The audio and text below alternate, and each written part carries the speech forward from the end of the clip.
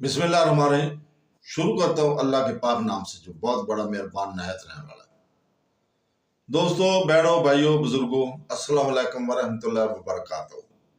प्यारे नाज़रीन, आपके रोज़मर्रा के इस्लामी सिलसिले नूर हिदायत इस्लामी सवालात और जवाबात के एक और रोशन किस्त में हम आपको खुशामदीद कहते हैं। ये वो प्रोग्राम है जहां हम मुस्तनद कुरानी आयात और हदीस के जरिए इस्लाम के बारे में इल्म और वजाहत हासिल करते हैं। आज का अहम सवाल यह है कि सबसे पहले खजूर काश्त करने वाला कौन था? तो दोस्तों, बहनों, भाइयों, बुजुर्गों, खजूर जिसे अरबी में नखल का नाम से जाना जाता है, कुरान मजीद में मज़कूर कदीम तरीन और बाबरकत दरख्तों में से एक है। इसने हजारों सालों से इंसानियत की परवरिश की है और इस्लाम में इसकी गहरी रूहानी और तारीखी अहमियत है। खजूरें न सिर्फ रिज़्क और बरकत की अलामत है, बल्कि बहुत से अंबिया की जिंदगी से भी इनका गहरा तल्लुक़ है। इंसानी तारीख की इब्तदाई कहानियों में खजूर के दरख्त काश्त करने वाले पहले शख्स की कहानी है। इस्लामी रवायत और क्लासिकी स्कॉलर्स के मुताबिक पहली बार खजूर लगाने और काश्त करने का आज़ाद हजरत आदम अलैहिस्सलाम को हासिल हुआ, जो तमाम इंसानियत के बाप हैं। हजरत आदम अलैहिस्सलाम के जन्नत से ज़मीन पर उतारे जाने के बाद उन्होंने अल्लाह ताला की हिदायत से ज़िंदगी बसर करना शुरू की। ज़मीन इसके लिए नई थी और इसे जिंदा रहने, फसलें उगाने और अपनी औलाद के लिए खुराक मुहैया करने की मुख्तलिफ तरीके सिखाए गए। ज़मीन पर उगने वाले बहुत से पौधों में से अल्लाह ताला ने आदम को खजूर लगाने के लिए एहलाम किया, एक ऐसा दरख्त जो बेशुमार फ़वाइद के साथ फल लाता है। इब्तदाई इस्लामी ज़राए के मुताबिक बशमूल तफसीर इब्न कसीर और अलबदाइया वान नाइया में अल्लाह ताला के हुक्म के बाद हजरत आदम अलैहिस्सलाम ने खजूर की काश्त करने वाले पहले शख्स थे। रवायत है कि जब हजरत आदम अलैहिस्सलाम ने जन्नत के दरख्तों का मुशाहदा किया तो इन्हें खजूर का वो दरख्त याद आया जो उन्होंने जन्नत में देखा था। अल्लाह ताला के हुक्म से इसने इसे ज़मीन पर लगाया और ये बनी नौ इंसान के लिए सबसे ज्यादा फायदेमंद दरख्त बन गया। इस एक्ट ने जमीन पर खजूर की काश्त का आगाज किया। खुद कुरान पाक ने कई आयात में खजूर की अहमियत को उजागर किया है। अल्लाह ताला सूरह मरीम की आयत नंबर 25 में हजरत मरीम अलैहिस्सलाम का वाकया बयान करते हुए फरमाता है, जिसका तर्जुमा है, और अपनी तरफ खजूर के नए तने को बुलाओ, वो तुम पर पक्की हुई ताज़ा खजूरें गिराएगी। ये आयत बताती है कि किस तरह अल्लाह ताला ने सख्त मुसीबत के वक्त खजूर को अपने नेक बंदों में से एक के लिए सुकून और परवरिश का जरिया बनाया। दूसरी जगह अल्लाह ताला ने अपनी रहमत और कुदरत की निशानियों में खजूर का जिक्र फरमाया। सूरह अनाम के आयत नंबर 99 में इरशाद फरमाया, और वही है जिसने आसमान से बारिश बरसाई, फिर हम में से हर चीज के नशो नुमा करने और इसमें सब्ज पौधे निकालते हैं, जिससे हम गुच्छे का दाना निकालते हैं, और खजूर के फलों में से गुच्छे झुके हुए हैं। ये आयत खूबसूरती और बयान करती है कि किस तरह खजूर उगती है और कसरत से खुराक फराहम करती है, जो कि इलाही सखावत की अलामत है।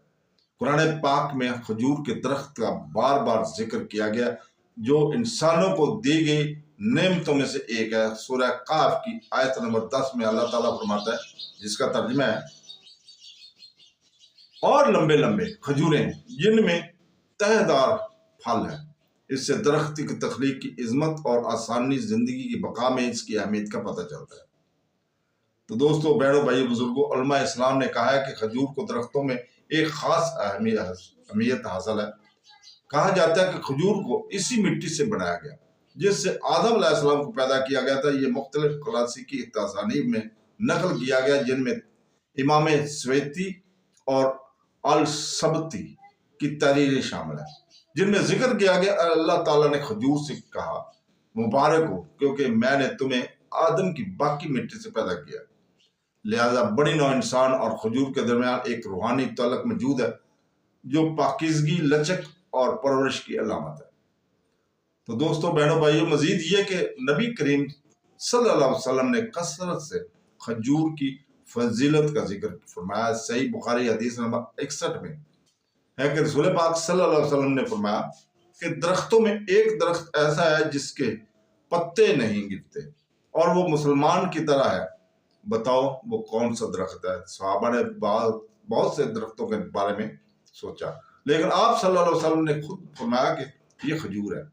ये हदीस एक सच्चे मोमिन और खजूर के दरमियान अलामती मुवाजना है पर रोशनी डालती है। साबित कदम, नतीजा खेज और दूसरों के लिए हमेशा फायदामंद। खजूर की काश्त जो हजरत आदम अलैहिस्सलाम से शुरू हुई, बनी नौ इंसान की इब्तदाई नस्लों में फैल गई। हजरत इदरीस अलैहिस्सलाम और बाद में हजरत नूह अलैहिस्सलाम के ज़माने तक खजूरें खुराक और तजारत का एक अहम जरिया बन चुकी थी। अरबों ने सदियों बाद खजूर को अपनी गज़ा के तौर पर समझा और हजरत मोहम्मद सल्लल्लाहु अलैहि वसल्लम के दौर में भी खजूरें इनकी रोज़मर्रा की ज़िंदगी में मरकज़ी हैसियत रखती हैं। खुद नबी करीम सल्लल्लाहु अलैहि वसल्लम ने खजूर से रोज़ा अफ्तार किया, जैसे कि सुनन अबी दाऊद हदीस नंबर 2356 में है कि रसूल पाक सल्लल्लाहु अलैहि वसल्लम ने रोज़ा नमाज से पहले ताज़ा खजूरों से रोज़ा अफ्तार फरमाते थे। अगर ताज़ा खजूरें ना होती तो खुश्क खजूरें से, और अगर खजूर ना होती तो पानी से अफ्तार फरमाते। ये सादा लेकिन गहरा अमल इस फल में इलाही हिकमत की अक्कासी करता है। जैसे आदम अलैहिस्सलाम ने सबसे पहले काश्त किया था, ये अंबिया की खुराक जिस्म के लिए दुआ और रूह के परवरिश बन गई।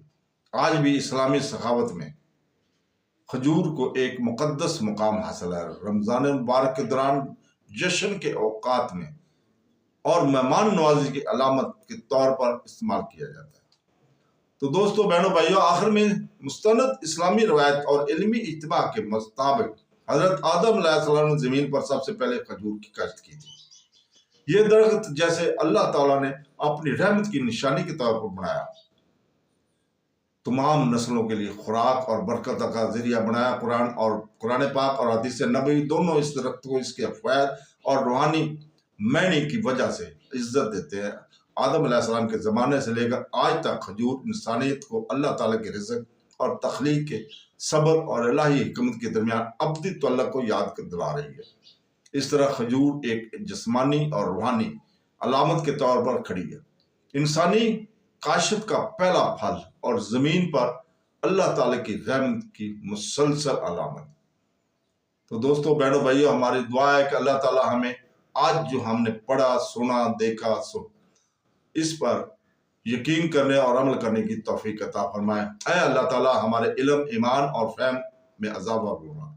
ऐ अल्लाह ताला हमारे दिलों को अपने नूर से भर दे और हमारे अमाल को अपनी रज़ा का जरिया बना दे।